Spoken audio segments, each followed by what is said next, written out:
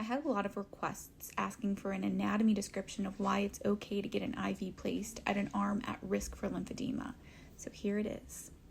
Envision you have two highway systems that go from your fingertips to your armpit if we're talking about the arm. One pathway or highway is the vein pathway that transports blood.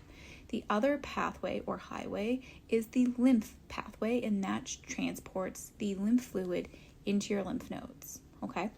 When you have lymphedema, envision that there is a wreck on the highway, and so the lymph can get all the way to the nodes, but then there's a wreck. So what does it do?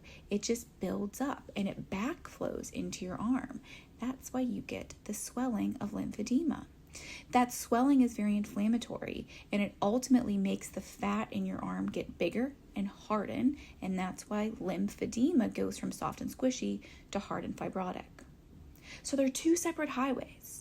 So putting an IV into the vein highway does not impact your risk of lymphedema. Now, I will say with any needle stick, there is a very low risk of cellulitis, which is an infection.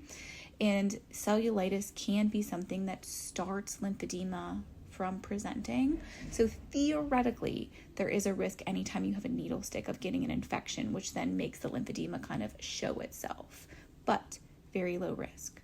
So they're two separate highways. They don't communicate unless you have a lymphovenous bypass, which is a way of treating lymphedema. That's a different video. The other thing is blood pressure cuffs. Blood pressure cuffs squeeze the arm intermittently. Did you know that pneumatic compression devices, which are like that, actually treat lymphedema? So they're not going to increase your risk of getting lymphedema. I hope this explains it. Let me know if you have more questions in the comments.